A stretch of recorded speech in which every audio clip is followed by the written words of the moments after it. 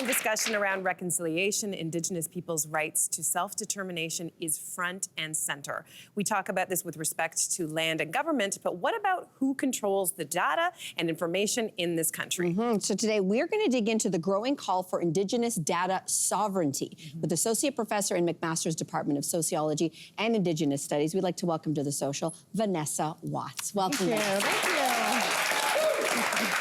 Okay, so someone's just tuned in and they're like, Right. what does Indigenous data sovereignty even mean? Right. What does that mean? Yeah, I think a good kind of place to start is the First Nations Information Governance Center. It describes 4 principles, and it's ownership, control, access, and possession. So Indigenous peoples and communities have the right to be self-determining about their data, how data is collected about Indigenous peoples, and how we as Indigenous peoples are able to respond to trends within those data. And so it's really important to kind of have self-determination around this because there are policies created at the provincial and federal level that impact us and our communities. So we need to be able to be a part of that discussion at the table, even leading the discussion. Okay, so break down what kind of data we're talking about here.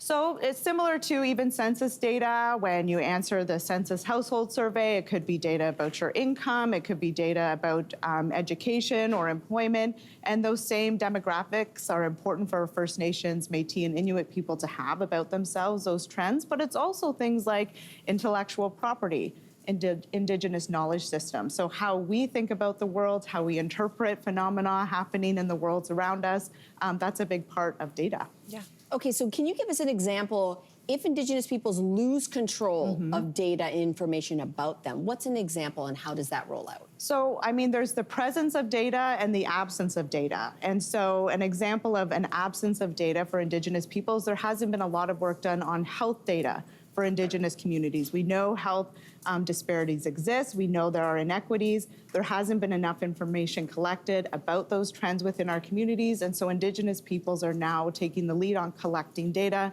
about our communities, how to respond to them. And then there's the presence of data. We know, for example, that First Nations youth on reserve, they have lower graduation rates from high school. But what most Canadians don't know is that education funding has been chronically funded for decades and decades within Canada.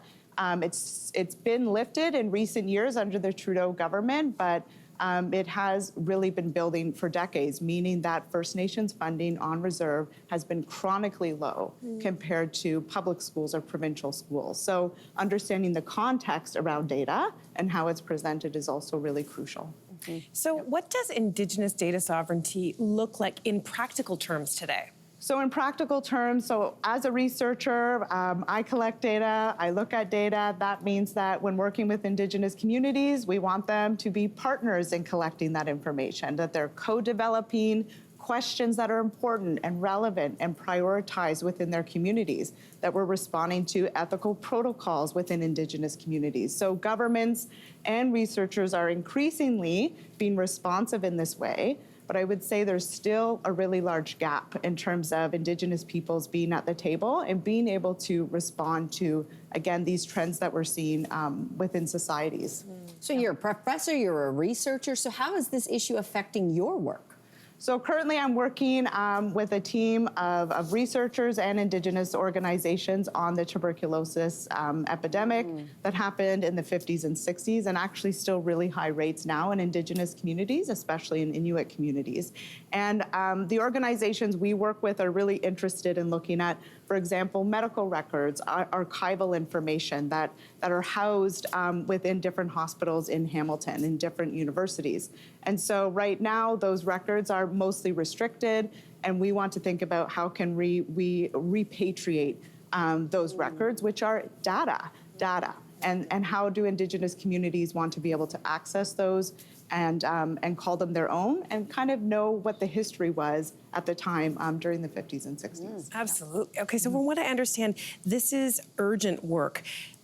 Partially because many of these countries' archives are expiring soon. What does that mean? And like to unpack a little bit about that. Yeah, I think that's part of a regulatory process for different ministries in Canada is they purge records every 50 to 70 years. It's just kind of part of a process where records get purged. But when we're in a truth and reconciliation era, losing records is a really big deal, Yeah. right? Because we're still unpacking the history of what's happened here within Canada. And we're also dealing with attention around people who are aging and want to be able to see records about themselves or their families while they're still here. So it's quite urgent. Yeah. You say that this issue is not only affecting Indigenous people, but in fact all Canadians right across the country. How would we all benefit with Indigenous data sovereignty? Well, I mean, if we were to talk about climate justice, for example, Indigenous peoples are experts about the land, the rivers, the sea, the sky.